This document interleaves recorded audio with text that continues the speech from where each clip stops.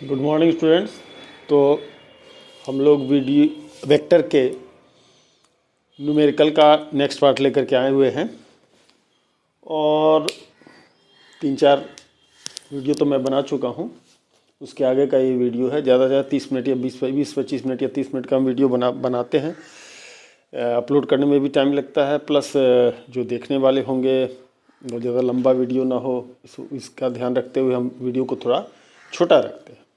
तो चलिए next question हम लोग लेते हैं। आज का जो पहला क्वेश्चन है, पहला क्वेश्चन ये है कि what is the angle between I plus J and J plus के।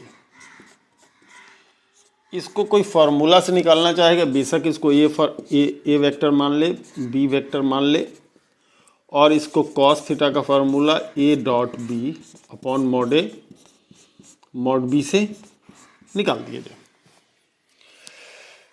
ठीक है, इससे हम लोग क्या कर सकते हैं, इसको निकाल सकते हैं। अब I प्लस जे वेक्टर किस प्लेन में होगा? I प्लस जे वेक्टर जो है हमारा होगा XY प्लेन में।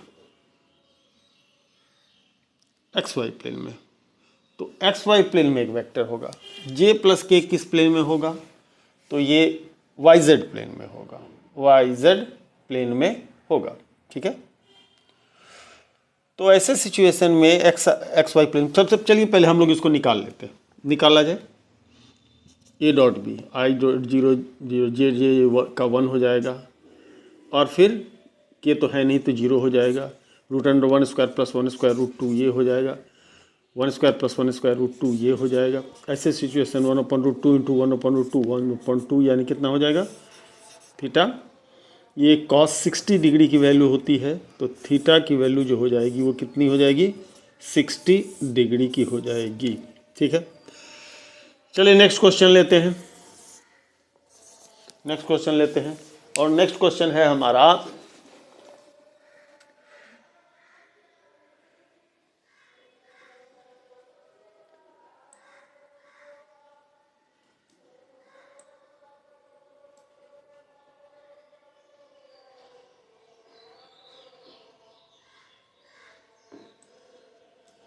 ए particle moves with A velocity of 6i minus 4j plus 3k। कोई एक पार्टिकल है जिसकी वेलोसिटी दिया है 6i minus 3j plus 4k under the constant force that is 20i plus 15j minus 5k। 20i minus 15j plus 5k। What is the instantaneous power? तो instantaneous power का जो formula होता है वो होता है F डॉट V।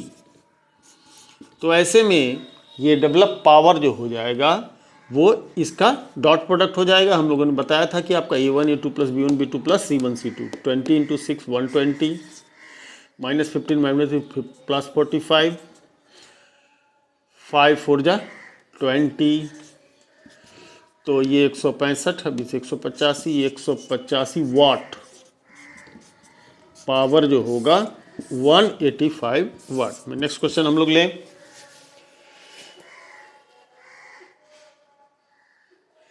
क्वेश्चन ये है कि if P dot Q is simply equal to P Q, then what is the angle between P and Q. तो आपको याद होगा हमने लिखा था कि ए डॉट बी की वैल्यू ए बी तब हो जाएगा जब थीटा की वैल्यू 0 डिग्री हो जाएगी।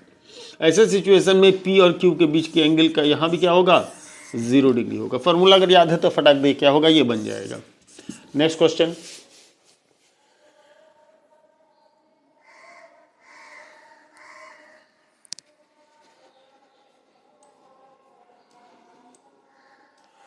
कुछ चीटी क्वेश्चन होते हैं। जैसे एंगल बिटवीन टू वेक्टर निकालना है। ए का वैल्यू दिया है 5i प्लस 5j, बी का वैल्यू दिया है 5i माइनस 5j। करेक्ट। ये क्वेश्चन आप सबसे पहले आप देख लें कि इसका ए डॉट बी क्या होगा। ए डॉट बी चेक कीजिए। ए डॉट बी अगर आप चेक करते हैं तो ऐसे सिचुएशन में आपको दिखेगा कि ए डॉट बी 5 5 जा 25, 5 इंटू -5 -25, दैट इज क्या हो जाएगा 0, यानी ए इज परपेंडिकुलर टू बी, यानी ए और बी के बीच का एंगल कितना है, ए और बी के बीच का एंगल है 90 डिग्री, करेक्ट।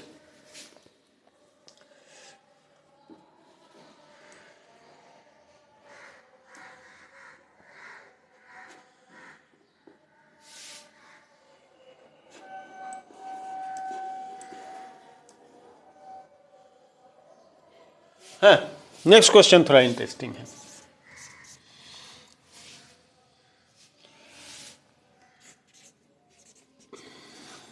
जो क्या दिया है वो मैं लिख देता हूं, तब समझाता हूं।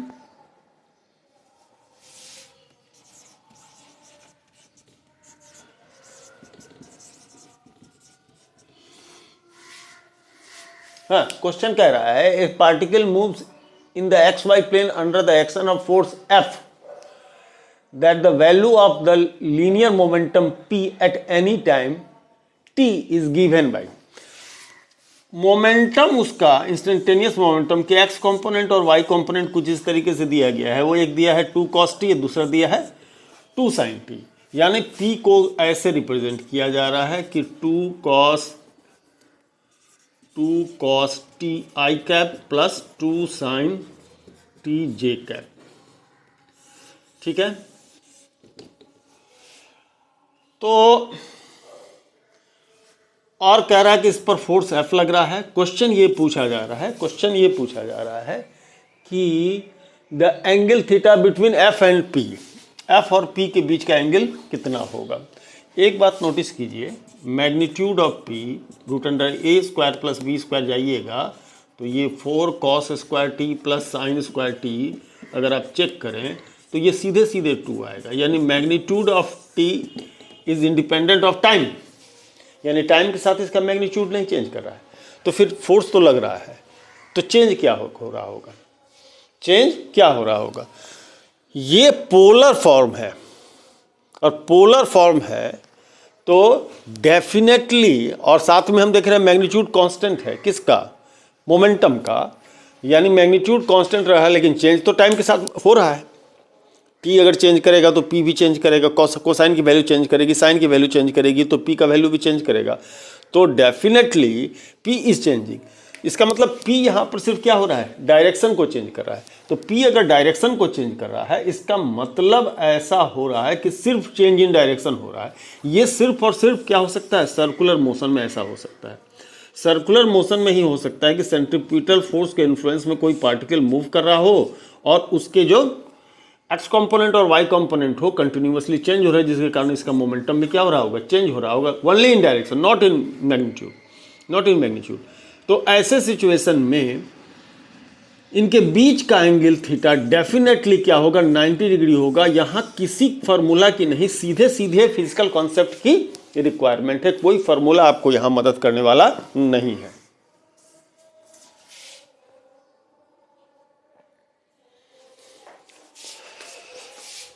नेक्स्ट क्वेश्चन लेते हैं।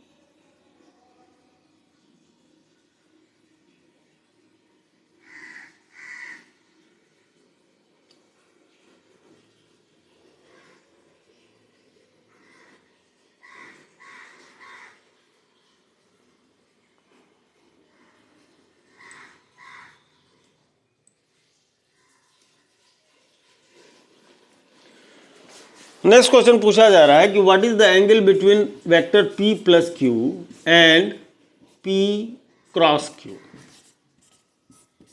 Angle between p plus Q and p cross Q. तो मैं बता दूं p plus Q is a vector in the plane containing p and q, यानी p और q जिस प्लेन में होगा उसी में आपका क्या होगा, p वेक्टर q वेक्टर, तो ये p प्लस q वेक्टर ऐसा होगा।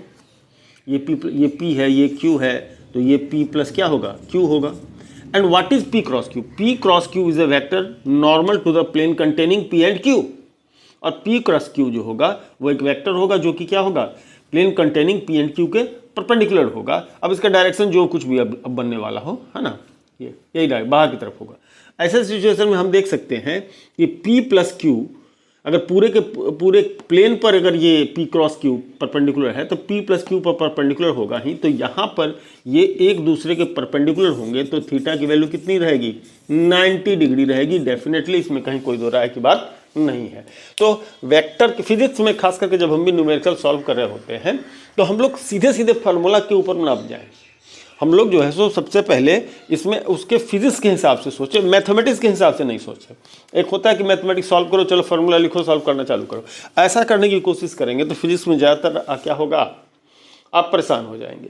तो फिजिक्स के न्यूमेरिकल के देखने का जो तरीका होता है वो आप फिजिक्स के नज़रिए से देखें, आप उस सिचुएशन को देखें कि क्या हो रहा है, और तब जाकर के आप क्या करें कि उसको सॉल्व करने की कोशिश करें। जैसे यहाँ पर क्या था कि p plus Q in the plane P Q है और p cross Q perpendicular to the containing plane p and q है, तो सिंपली यहाँ थीटा की वैल्यू क्या रहेगी, 90 डिग्री। देखते देखते कोई बोल देगा कि इसका आंसर क्या हो जाएगा, 90 डिग्री हो जाएगा, अगर कोई यदि आपकी कॉन्सेप्ट अगर आपका क्लियर है तो। एक बड़ा चीटी क्वेश्चन है, दिया है कि there are two vectors of magnitude 2 and 3, okay, and their resultant is i1 and the resultant is 1।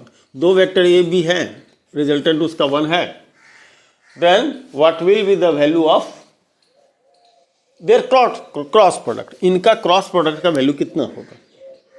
ये क्वेश्चन सीधा सीधा ये बता रहा है, ये 3 वेक्टर है, ये 3 मैग्नीट्यूड का है, 2 मैग्नीट्यूड का है, इनका रिजल्टेंट 1 हो रहा है, डी मिनिमम हो रहा है, यानी अपोजिट डायरेक्शन में, बी इस डायरेक्शन में, ए इस डायरेक्शन में काम कर रहा है,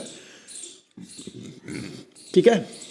तब जाकर के इनके बीच का एंगल 180 डिग्री है। ऐसे सिचुएशन में तभी जाकर के इनका रिजल्टेंट क्या हो सकता है, 3 - 2 1 हो सकता है। तो ये क्या है, एंटी पैरेलल है।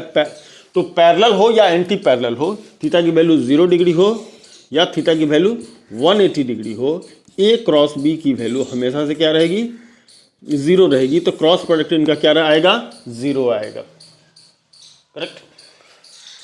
बहुत छोटा सा क्वेश्चन है, लेकिन यहाँ 2 कॉन्सेप्ट को आपको चेक कर लिया है। नेक्स्ट क्वेश्चन है,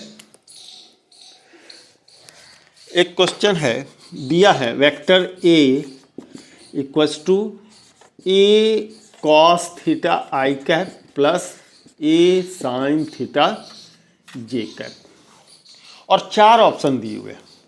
ऑप्शन को जरा गौर करेंगे, ऑप्शन भी लिखते हैं तो जरा मजा आएगा। बी कॉस थीटा आई कैप, बी कॉस थीटा आई cap plus b sine theta जे कैप। अगला ऑप्शन दिया है बी का, वो है बी साइन थीटा आई कैप, बी साइन थीटा आई cap plus b cos theta जे कैप। तीसरा ऑप्शन दिया है बी साइन थीटा आई cap minus b cos theta जे cap, और चौथा ऑप्शन आपका दिया हुआ है वो बी कॉस थीटा आई cap minus b sine theta जे कैप। इस पर परपेंडिकुलर है वेक्टर बी, परपेंडिकुलर है वेक्टर बी। अब ये 4 ऑप्शन दिया है, बोल रहा है कि इसमें से कौन परपेंडिकुलर होगा। तो भैया सीधी सी बात है, जिसमें a1 a2 plus b1 b2 क्या हो जाए, 0 हो जाए। चूंकि 2 डायमेंशनल है तो ai प्लस bj तक ही जाएगा, तो a1 a2 plus b1 b2 क्या हो जाए, 0 हो जाए। तो a1 a2 plus b1 b2 किस में 0 होने वाला है, अगर आप बारी बारी से चेक करें तो 0 होने के लिए बीच में माइनस होना चाहिए। तो ये अगर प्लस है तो इन दो तो माइनस वाला ही चूज करेंगे। 2 है माइनस वाले, ठीक है भैया, है ना, 2 है माइनस वाले, ठीक है। इन प्लस वाले को तो भूल जाए, इनको छोड़ ही दे, कि प्लस से तो 0 होने से रहा। तो इससे रिलेटेड हम लोग देखते हैं, तो cos theta into cos theta cos square, sine theta into sine theta sine square, cos square minus sine square तो 0 होता नहीं है। तो cos theta into sine theta sine theta into cos theta, cos sine का product, A B product बिल्कुल एक जैसा हो जाएगा। तो ये जो ऑप्शन है, अगर आप थोड़ा सा इसको दिमाग दौड़ाएं तो इनका मल्टीप्लिकेशन जीरो होगा, यानी इससे ए डॉट बी यहाँ पर जीरो हो रहा है, तो ये ऑप्शन आपका क्या होगा, करेक्ट ऑप्शन होगा।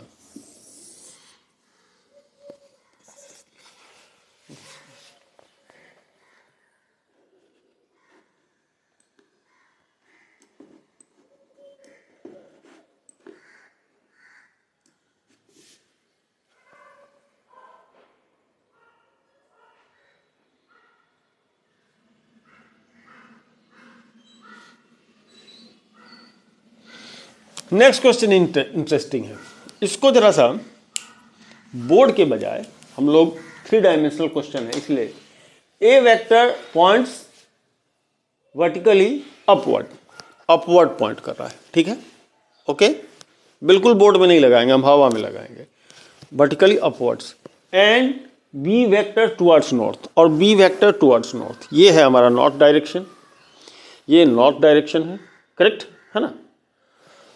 तो पूछ ये रहा है कि the vector product of A cross B का डायरेक्शन क्या होगा। ए वेक्टर ये है, बी वेक्टर ये है, करेक्ट, ये नॉर्थ डायरेक्शन है, ये सामने हमारा ईस्ट है, पीछे हमारा वेस्ट है, इस साइड हमारा क्या है, साउथ है, इस साइड साउथ है, ये वर्टिकल अपवर्ड डायरेक्शन है।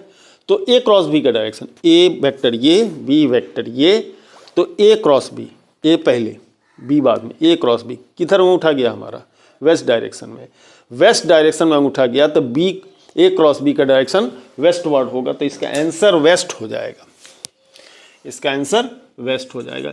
इसको हम इसके ऊपर तो कुछ दिखा ही नहीं पाएंगे, आप नॉर्थ दिखाएंगे, वर्टिकली अपवर्ड कैसे दिखाएंगे, नॉर्थ कैसे दिखाएंगे, तो ये कुछ क्वेश्चन ऐसे होते हैं जिनको आप 2 डायमेंशन के ऊपर समझना थोड़ा सा मुश्किल होगा। जब तक उसका 3 डायमेंशनल इमेज आप अपने दिमाग में नहीं बनाते हैं, तब तक जो है सो उसको क्या कर पाएंगे, आप डील ही नहीं कर पाएंगे, करेक्ट है ना। तो ये थोड़ा 3 डायमेंशनल कॉन्सेप्ट भी जो है सो क्या होना चाहिए, फिजिक्स में, ना सिर्फ वेक्टर में, फिजिक्स में क्लियर होना चाहिए।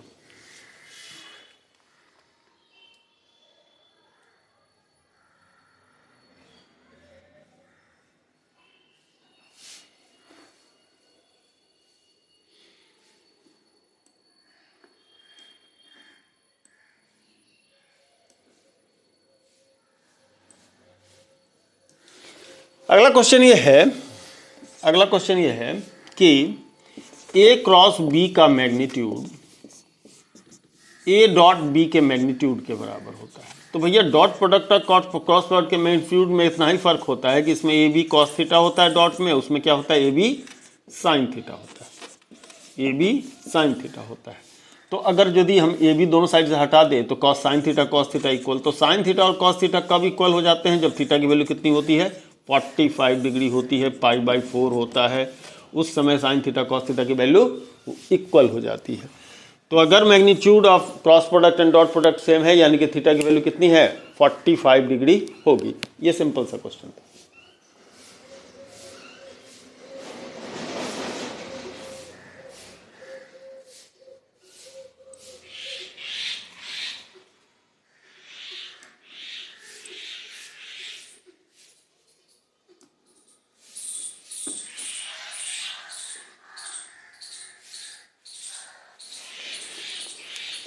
अगला क्वेश्चन, 3 वेक्टर हैं ए बी सी, ए बी और सी 3 वेक्टर हैं, और प्रोवाइडेड है कि A dot B is also is 0 and A dot C is also 0।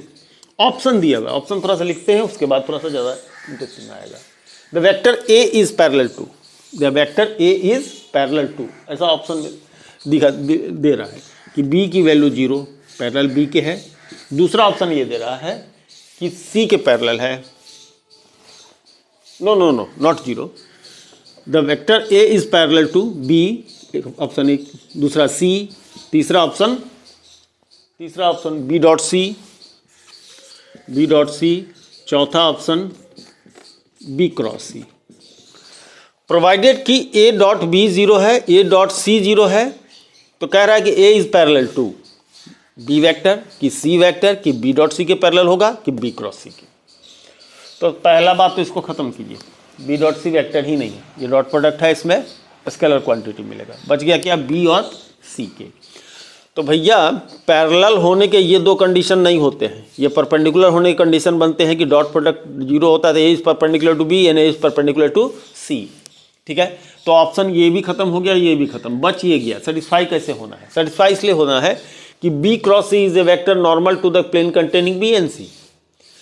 तो ऐसे में a perpendicular to b, a perpendicular c, यानी ए बी पर परपेंडिकुलर है, ए अगर सी पर परपेंडिकुलर है, तो अगर A B C containing plane पर परपेंडिकुलर हो जाए, अगर बी वेक्टर इसमें है, सी वेक्टर इसमें है और ए वेक्टर इस प्लेन पर परपेंडिकुलर होगा, तो ऑटोमेटिकली ए बी पर परपेंडिकुलर होगा और सी पर भी परपेंडिकुलर होगा। तो if A is perpendicular to the plane containing B and C vector, then A is perpendicular to B vector, A is perpendicular to C vector। तो B cross C के ये parallel जाएगा, B cross C का direction ये है, तो A vector का direction ये हुआ, तो B एक A वेक्टर और B cross C parallel vector हो सकते हैं। तो पॉसिबिलिटी इसकी बनती है कि A जो है सो B क्रॉस C के पैरेलल होगा। ठीक है,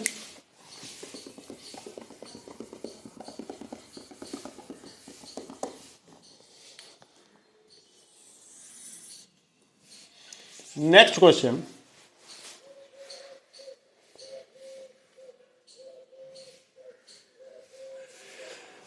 एक पैरेललोग्राम का डायगोनल दे दिया है कि एक डायगोनल ए जो है सो 2i है, दूसरा डायगोनल बी जो है सो क्या है 2j है।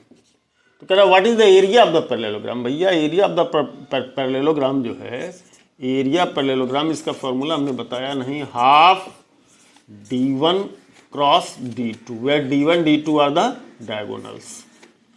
आप ये भी लिखिए, d1 d2 लिखिए, क्या फर्क पड़ता है, तो 1/2, d1 मतलब 2i, d2 मतलब 2j, 2 2 जा 4, i cross j, i cross j से क्या मिलेगा k, i क्रॉस j से मिलेगा k। अच्छा भाई 2 4, ये 2 हो जाएगा, है ना, तो ये 2 magnitude of k is 1, that is 2, यानी एरिया पैरेललोग्राम जो है सो 2 आ जाएगा।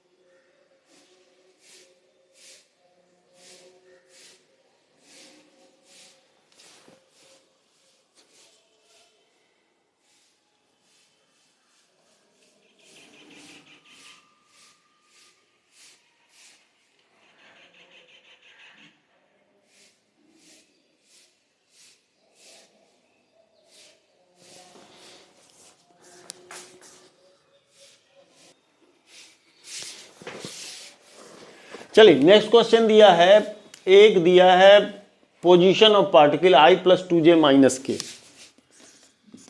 i प्लस 2j माइनस के आर पोजीशन क्वेश्चन है ये, और इसका मोमेंटम, लीनियर मोमेंटम प्रोवाइडेड है आपका 3i plus 4j minus 2k, 3i plus 4j minus 2k। कह रहा है निकालना क्या है, एंगुलर मोमेंटम, है ना।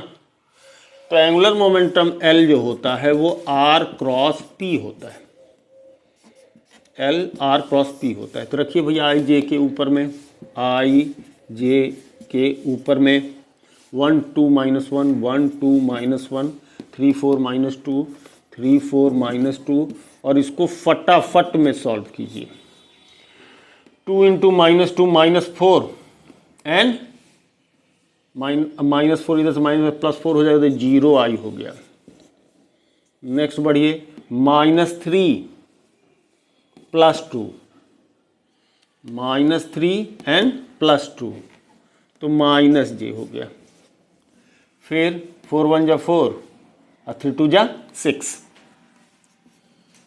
4 4 minus 4 minus 6 minus 2 minus 2k, finally बन रहा है minus j minus 2k। It is in yz plane. ठीक है, नेक्स्ट क्वेश्चन है गिवन प्रोवाइडेड है f की वैल्यू, f प्रोवाइडेड है 6i minus 8j plus 10k, 6i minus 8j plus 10k, और एक्सेलरेशन का मैग्नीट्यूड दिया है कि 1 मीटर पर सेकेंड स्क्वायर, और पूछा जा रहा है कि what is the mass. Actually question पढ़ के लोग कंफ्यूज हो जाएंगे। The force vector applied on a mass is represented by this much 6i minus 8j plus 10k and acceleration is 1 metre per second square, what will be the mass of the body in kg। तो हम जानते हैं F equal to ma होता है, Newton second law. Magnitude of F equal to m times of magnitude of A। ऐसे situation में अगर हम जाएं तो इसका मैग्नीट्यूड 6 स्क्वायर 8 स्क्वायर 10 स्क्वायर है ना, तो 6 स्क्वायर 36, ये 64, ये 10 का 100, और m इसका 1 मीटर पर सेकेंड स्क्वायर कह रहा है m, ये कितना हो गया 64 36 100 100 200 यानी कि 10√2। तो मास की वैल्यू कितनी हो जाएगी 10√2। तो कुछ था नहीं इस क्वेश्चन में, कुछ नहीं था, वेक्टर फॉर्म में पूछ दिया, लोग कंफ्यूज हो जाएंगे। वेक्टर फॉर्म में पूछ दिया, कंफ्यूजन क्रिएट हो जाएगी।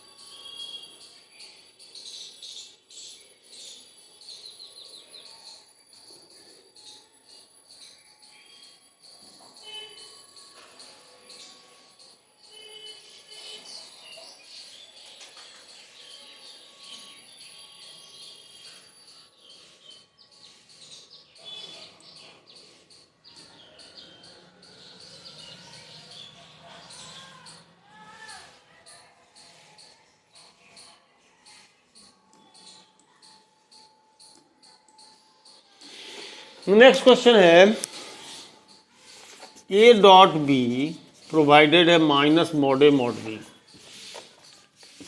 तो पूछा ये जा रहा है कि A and B are perpendicular to each other, A B act in the same direction. कुछ नहीं भैया, A और B अगर माइनस AB के बराबर हो रहा है तो ये सीधे सीधे फार्मूला लिखिए ना A डॉट बी का, कितना हो जाएगा AB कॉस थीटा, और इसकी वैल्यू अगर माइनस AB आपने लिख दिया तो AB cos theta AB cancel हो जाएगा, कॉस थीटा की वैल्यू कितनी आएगी -1 हो जाएगा, -1 कॉस पाई की वैल्यू 180 डिग्री की वैल्यू होती है, तो थीटा की वैल्यू कितनी हो जाएगी -पाई। यानी कहने का मतलब माइनस पाई नहीं पाई, माने यानी कि 180 डिग्री, यानी A वेक्टर और B वेक्टर एक दूसरे के क्या होंगे अपोजिट डायरेक्शन में होंगे, पैरेलल होने सेम डायरेक्शन में होंगे तो पैरेलल कहलाएंगे, अपोजिट डायरेक्शन होंगे तो एंटी पैरेलल कहलाएंगे। ठीक है,